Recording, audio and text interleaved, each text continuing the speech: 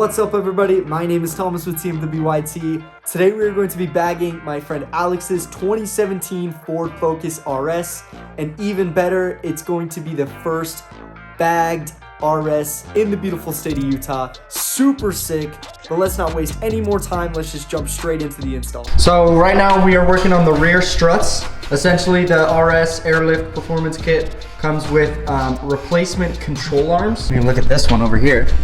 We've got the bag bolted up on the control arm. Here is the replacement. You're gonna bolt the bag up to here, as well as the fitting, and then you'll bolt this up in place of your other control arms, the stock ones. So right down here, we bolted the bag up to the control arm. And then right up there is the top part.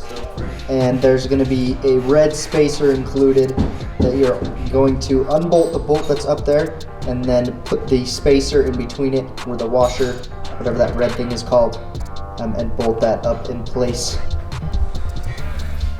So there's the bag, you're gonna bolt its fittings down. And drop everything out of it.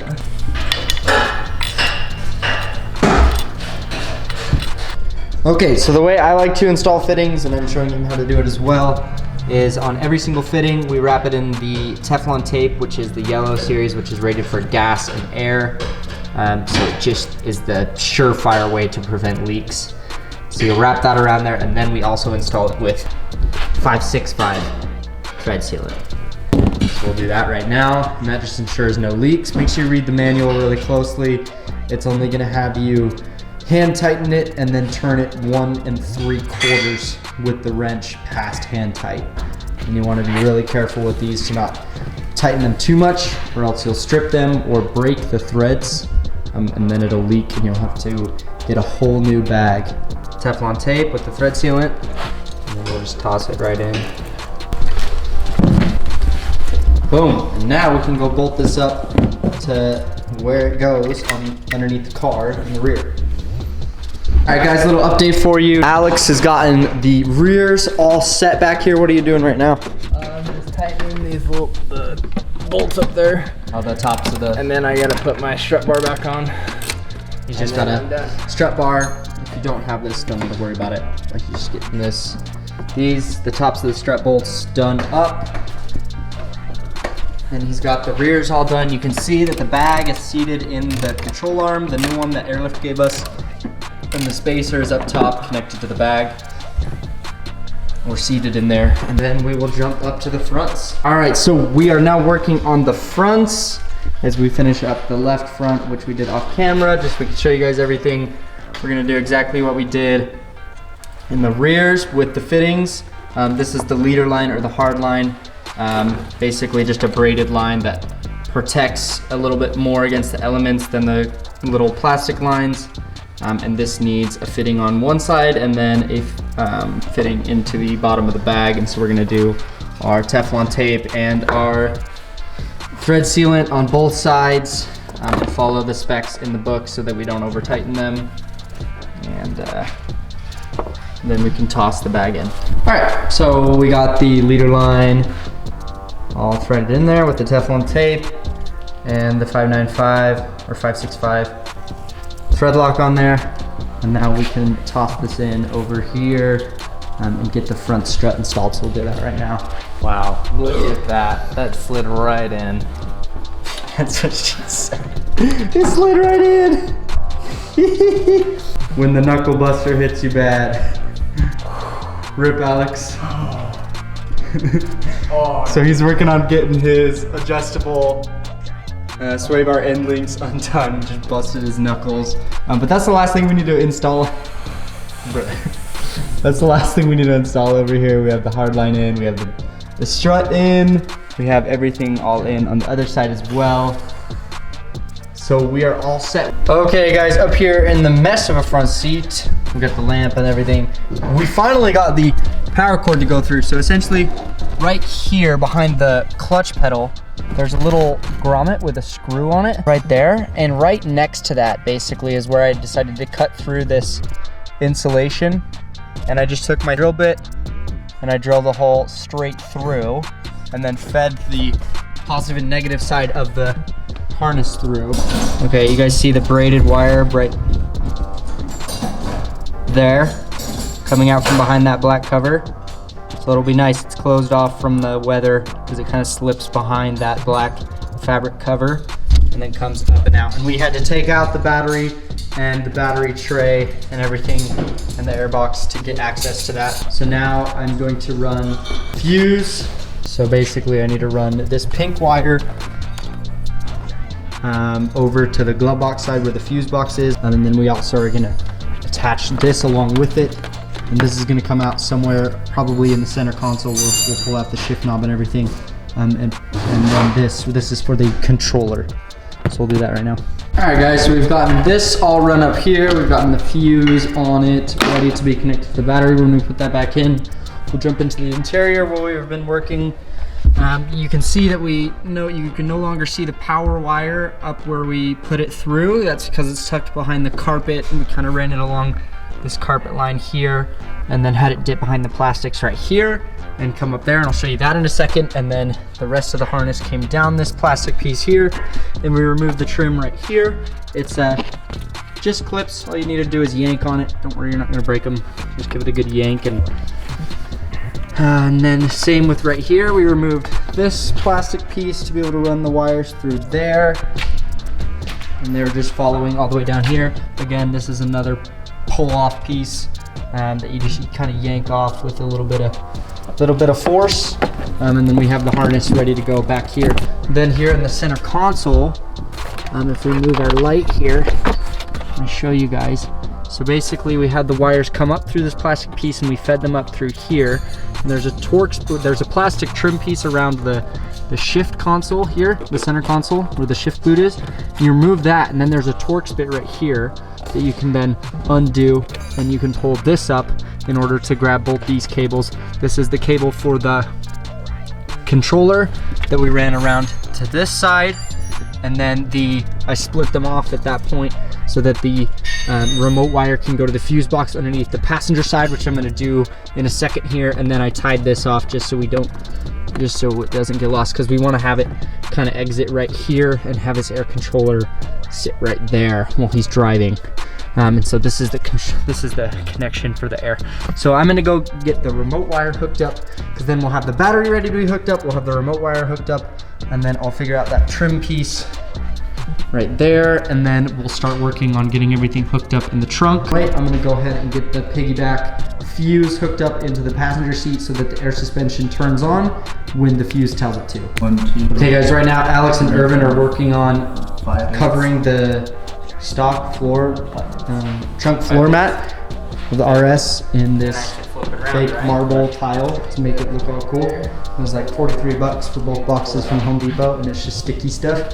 You can stick it right on there, and they're just measuring out that little handle in the back so that it covers that up.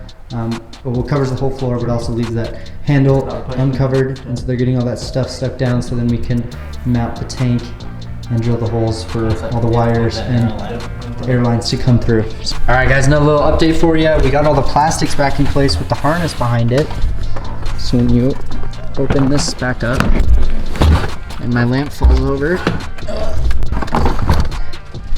you'll see that it comes out right down here and feeds into the trunk where we're gonna have the management and everything. And then it runs up the door sill, and you do that just by pulling the plastics and tucking the wire in there. And right now, Alex is working on running the controller line and putting the plastics back on the center console and putting the controller where he wants it placed while he drives so that it just pokes out kind of like that. That's perfect. And I am currently running the airlines. So we pulled the plastics off the bottom. And if you see, I've connected it to see where it connects. And I've already found a little place in the trunk where I can feed it through. Factory location as well. Okay, so back here, I'll move this. These are just place these yet. Yeah, true facts. Okay, there's this grommet right here. I cut a little hole there, and I'll run the airlines through the front right and rear right if you're standing in the trunk right here. So the right side is gonna come up through here, or on both airlines through here, and then they'll go into the manifold. And then over here, I haven't gotten quite over there, but there's probably a grommet on the other side as well. And probably asking Thomas, you cut the grommet, so now it's not watertight. You just put a little tape over that and boom, it's watertight. We're almost done, we're on the home stretch here. We tested all the power, everything worked. We've ran the airlines into the trunk. You can see where it's tucked up behind here and held up with zip ties all the way down the bottom of the car. You can see it right here.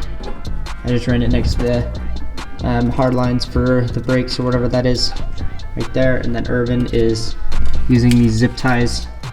Well, think of it as zip tie with a hole for a self-tapper on the end to mount zip ties to the bottom of the car using self-tappers and running his airline all the way down there.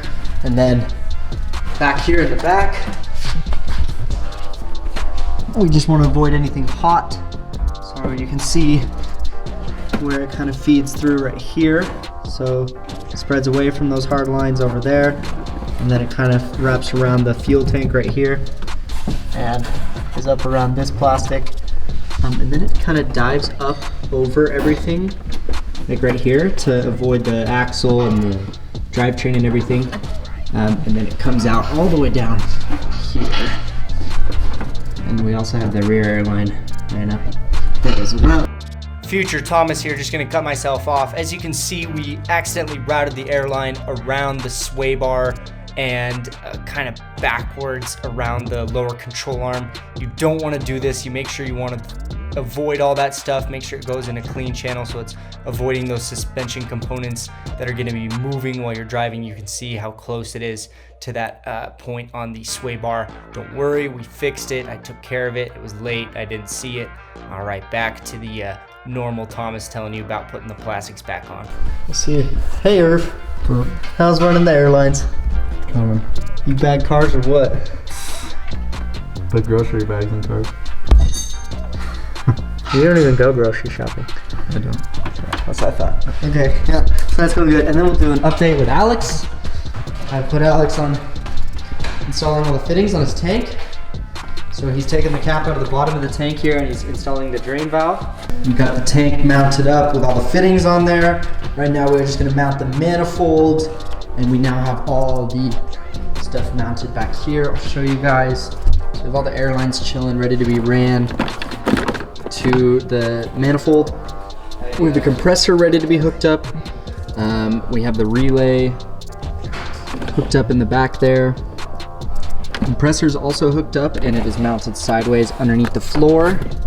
Looks super sweet back there. And this foam compartment in the RS came in very nicely on this. We just kind of ripped out what we needed and we'll just kind of channel these airlines through and call it a day, get it all mounted up, and then we can calibrate the system. So, by the way, it is 2 in the morning right now, so going strong.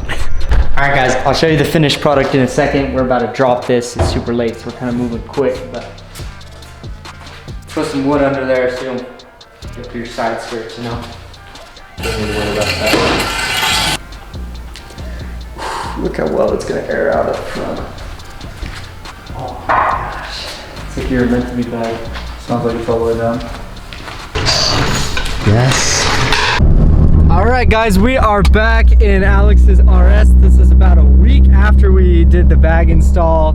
We are heading over to the gas station right now to get the finishing shots, just a little feature, show you what the RS ended up looking like all said and done on bags. Irv's messing around in the back seat here. He got his little toy Nerf gun. You know how it be. But look how, check out how cool this infinity mirror is. That's super sick. But he's been enjoying the bags. He's been loving it. He's had 0 issues whatsoever. Yeah, what do you think? I love it, man. I didn't expect it to be as comfortable as it is, and performance-wise, I feel like it's just the same. Hell yeah, that's super good to hear. What do you think compared to the KW coilovers? It's smoother than the KW coilovers were personally. Really interesting. And like I said, performance, I feel like it's the same exact thing that I got in the coils. Damn, look at that. Heard it here first. He thinks performance is similar out of the KW coilovers.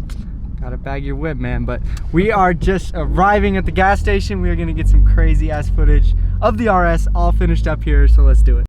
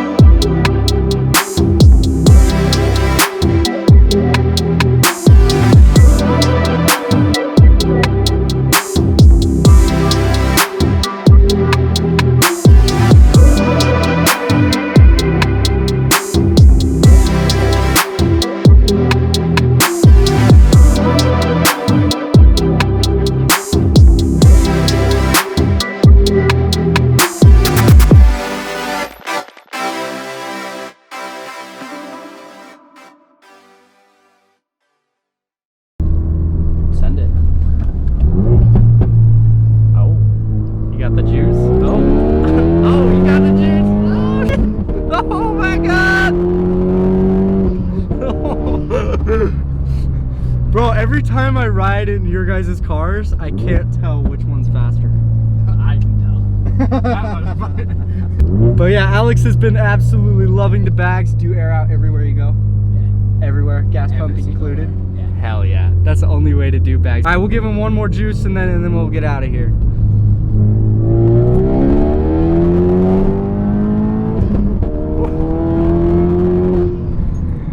Yes, you could still rip around town on bags. Irv is back here getting so angry. He's like, oh, it should have done coilovers and R888Rs. But yeah, it just depends on what you like. And some people just like to flex at the gas pump and lay their frame on the ground. And Irv likes to feel tight in the corners, you know, among other things. So, that's pretty much it for today, guys. We are gonna head out of here, but I hope you guys enjoy these back-to-back videos of the KW coilovers on Irv's RS, as well as the bags on Alex's RS. And another crazy thing we found out is Alex actually has the first bagged RS in the state of Utah. So pretty damn cool. It's because all the RS boys have sticks up their ass like Irv and are all about that performance life and Ford performance. They wear Ford performance socks and underwear and ST springs on their RS. yeah. But that is pretty much it for today, guys. If you are new here, make sure to check out all my other content. Leave a comment down below what you think. Leave a like if you liked the video. But we are gonna get out of here, guys. I will catch you in the next one. Well, that was perfect cinematic.